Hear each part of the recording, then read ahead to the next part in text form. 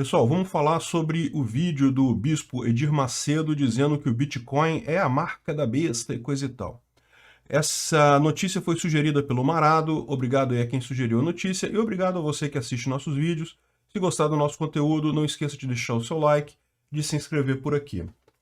Pois bem, o pastor Edir Macedo dispensa apresentações, né? Mas para quem não sabe, ele é o chefe, pode-se dizer assim, da Igreja Universal do Reino de Deus, que é uma grande congregação aí evangélica, coisa e tal, tem muitas igrejas no Brasil todo, e é, na verdade, uma verdadeira potência, tanto econômica quanto religiosa, né? Muita gente participa dos cultos e coisa e tal.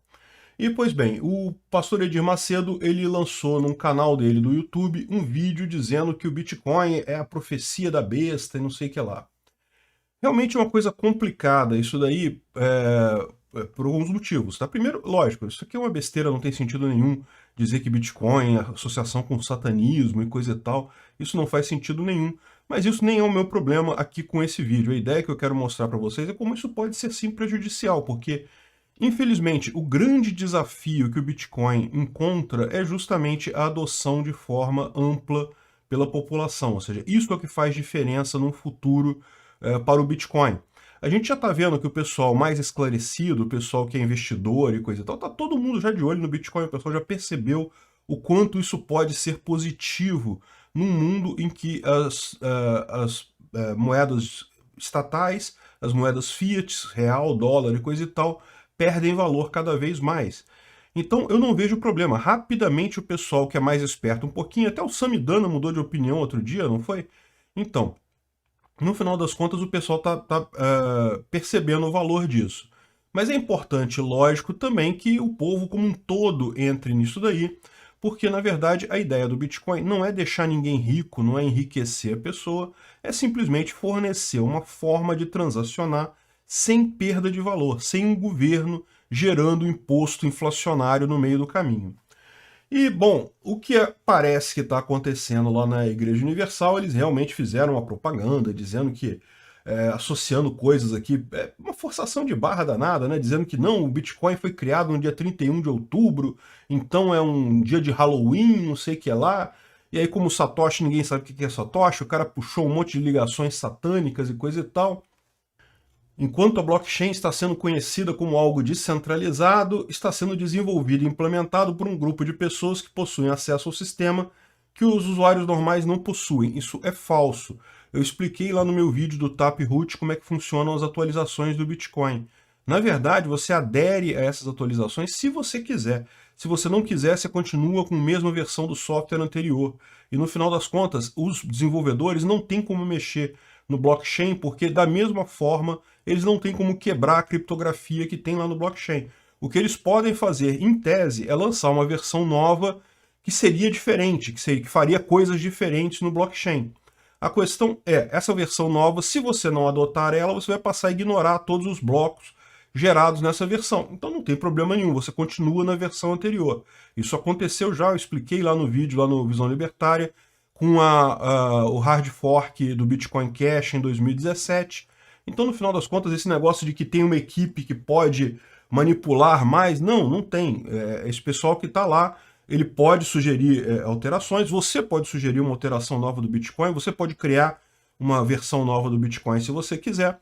Ou ela vai ser compatível com o que já está aí, então não vai ter grandes mudanças, ou ela vai ser uma coisa nova, realmente que muda alguma coisa significativa, e nesse caso as pessoas podem simplesmente não aceitar a sua sugestão, isso vai virar um fork do Bitcoin.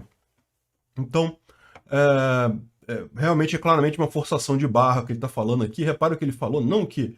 E depois aquela história de que é um plano do Satanás que permite a sonegação de impostos e não sei o que lá.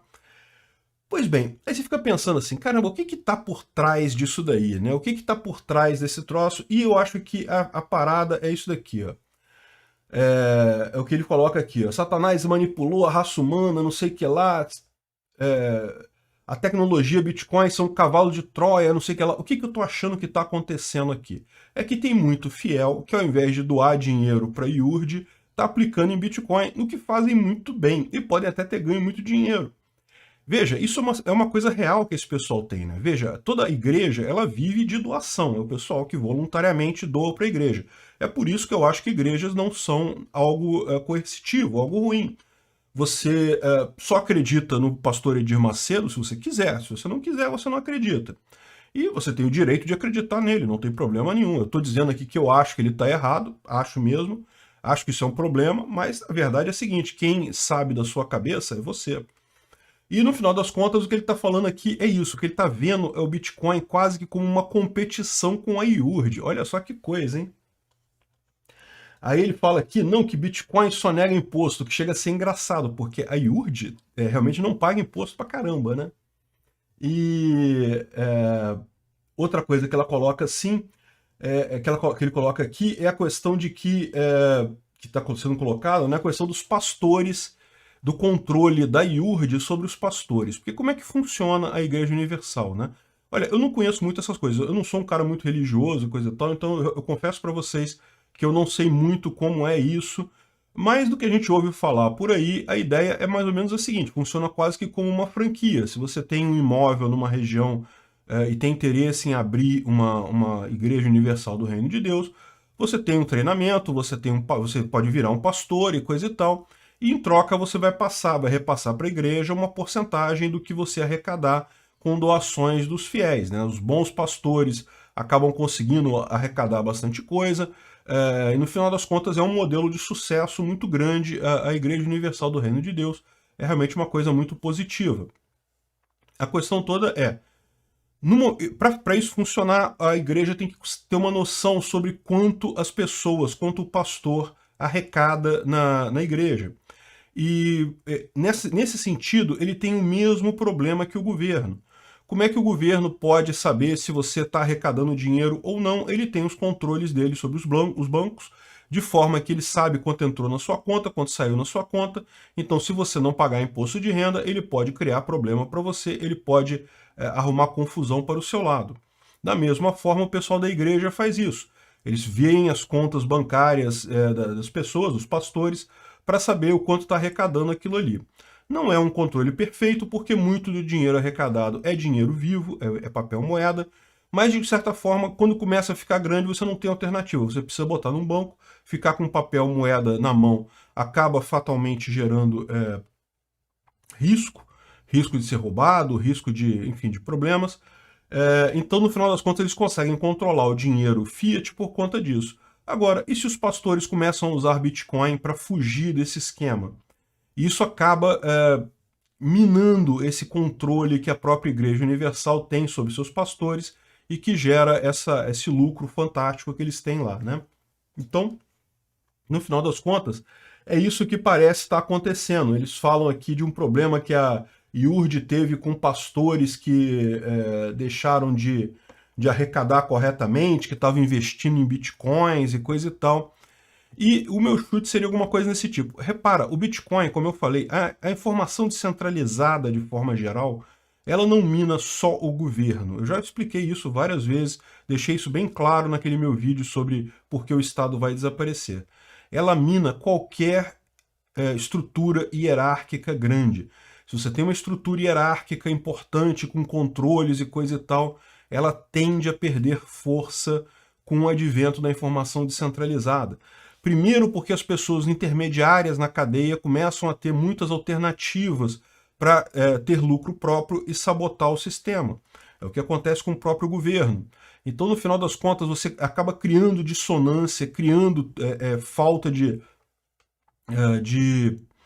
coesão naquela estrutura, justamente devido a você ter informação ampla, você ter mecanismos para fugir do controle dessa hierarquia.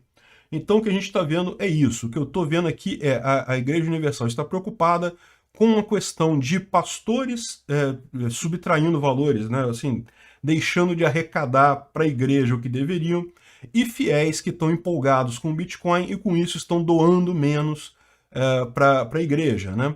Então, no final das contas, esse é o problema real do senhor Edir Macedo.